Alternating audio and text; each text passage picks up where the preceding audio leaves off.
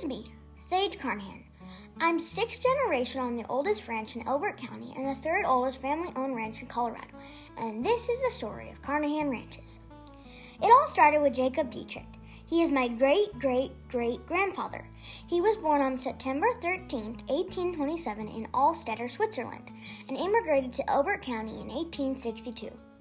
Through the Homestead Act, he saw the opportunity to have the American dream and bought his first piece of land, 80 acres, on July 1, 1868.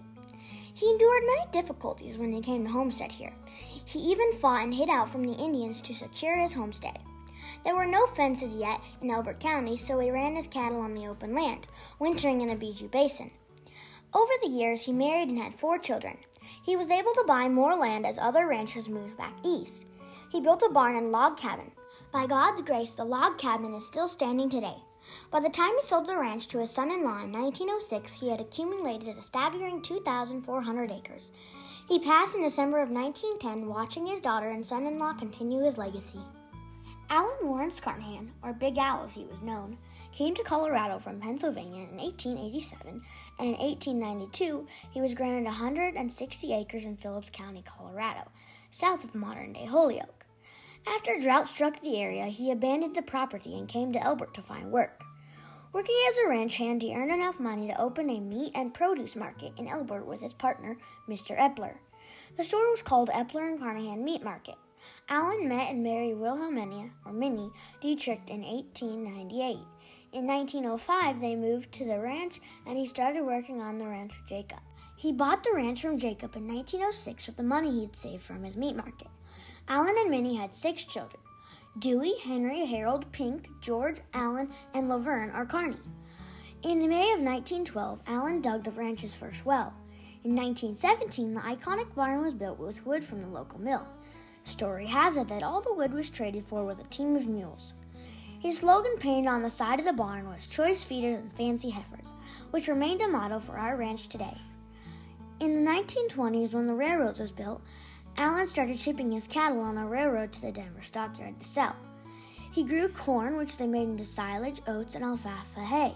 Alan bought and sold cattle at the National Western Stock Show, some pens earning him a prize cup.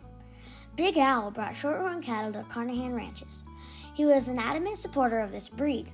Quality was his deepest concern. Big Al was an active member of the county, holding positions in local government, and was elected county commissioner in 1924. He promoted the shorthorn breed and represented it well, even participating in a state tour of shorthorn breeders' ranches. Big Al died in 1926 from a stroke while making a political speech in Fondas, but not before passing his love of ranching and shorthorn cattle onto the next generation. Dewey, the eldest Carnahan brother, took over the ranch and the responsibility of taking care of the family after his mother and father both passed. Some of the boys were young, Alan Charles only being 16 when Big Al passed. Dewey married Bertha, and together they raised Alan and Laverne. Alan helped on the ranch throughout his childhood and into young adulthood. At that time, Dewey and Alan formed a partnership and started running the ranch together. They called the ranch Carnahan Brothers. They continued to raise shorthorn cattle for 50 more years. The brothers also continued to farm several crops, including potatoes, oats, pinto beans, corn, and hay. They even planted what is now the East Pasture, where we summer graze.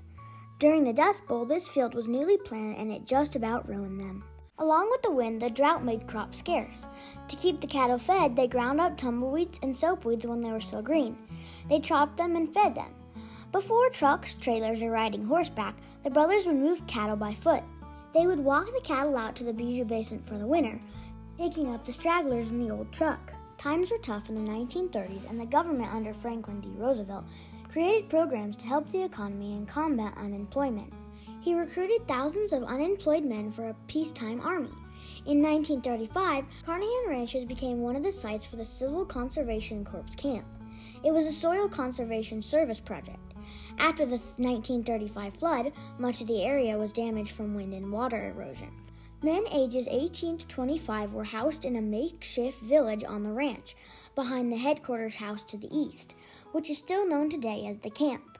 The CCC boys help combat erosion by employing such practices as strip cropping, artificial reseeding, contour cultivation, terracing, furrowing, corrugation, and pasture management. They built dams at several sites on the ranch. They also contributed to improvements on the ranch, such as the dipping vat. CCC program was also able to provide education for these young men. Through this program, it is estimated that 400,000 men became literate. After the Dust Bowl, Allen and Dewey kept the ranch operation evolving with the industry's needs. The irrigation was updated from ditch irrigation to hand-moved pipe. Hay production changed with the addition of a sickle mower, and loaves were changed for small bales with wire ties. The same F-12 tractor pulled the John Deere small baler. These were stacked by hand until they eventually got a farm hand loader. In June of 1939, Allen married Frida Eamon and they had 2 kids, Mary Louise and Charles, or as we know him, Papa Charlie. Dewey was an advocate for agriculture in Elbert County and the state of Colorado. In the 1950s, Dewey became involved in politics, holding positions as county treasurer and commissioner, as well as the state representative. Allen and Dewey both worked on the ranch until the late 1970s, always striving to educate and inspire the future of agriculture. After graduating high school in 1965, Charles Allen, or Charlie, attended college at Colorado State University, but returned shortly as his father fell increasingly ill with lung disease. As many in this area remember, the flood of 1965 wreaked havoc on the ranch. 2 summers were spent pushing sand off the bottoms by the creek. It wrecked the alfalfa fields, which had to be cut and dumped off the field. Many roads were washed out, and much time was spent digging trash out of the fences and repairing them. In 1968, the first 4-wheel drive truck came to the ranch. Before this, the boys used Dewey's old Chevy car, putting calves in the trunk after picking them up during the snowstorms, as it was the best vehicle in the snow. The love and tradition of showing cattle continued on through the generations. Larry and Charlie continued to show cattle throughout the years, going as far as California. In 1972, the ranch switched hands and was incorporated as Carnahan Ranches. 1972 was a good year. They were able to purchase the Sharps place. It connects to the original ranch and includes a house and an old milking barn. It's where I live today. The Sharp place has a field just beyond the creek we call the racetrack. In 1973, they bought a Heston low stacker and moved from feeding silage to only feeding hay. They also had a stack mover that loaded and fed the stacks of hay to the cattle. In the early 70s, they doubled the cow herd from 150 to around 400 mother cows. At this time, the operation switched focus from farming to cattle. In the late 70s, they moved to crossbreeding Solaires and Limousin. These also produced bulls for sale, just as before. With more cattle, horses were introduced to help handle the gathering and moving. The first horse for riding came to the ranch not long before being led out Grandma Carnahan's car window from Kiowa. Larry and Charlie continued to raise feeder cattle and win shows around the country with carloads of steers. Charlie married Jane Tillman in 1977 and had 4 children, Amy, Christopher, Karen, and Megan. Focusing on production, a cider roll was installed in the mid-80s on the field north of the barn. This was replaced by our first pivot, which was installed in 2002. Both improvements have continued to increase the amount and quality of hay produced here. To help with all the ranch jobs, many hired hands have been used over the years, including several nephews and good family friends. Charlie served on the Elbert County Fair Board for many years and continues to be involved in the soil conservation and the Cattlemen's Association. My grandpa Charlie is 76 years old today, and he continues to work on the ranch. After graduating college in 2008, my dad moved back to work on the ranch. He married Ashley Monks in 2011 and had me and my brothers, Case and Rye. In 2020, a pivot was installed on our racetrack to replace a side roll and hand-moved pipe. Although there is still some hand-moved pipe left, it is few and far between, and we are grateful to have a more consistent water source to increase production of the alfalfa fields. We have maintained about 400 head of cattle throughout the years. Large round bales were implemented in 2006 with the addition of a hydrobed pickup, allowing for more accuracy while feeding hay.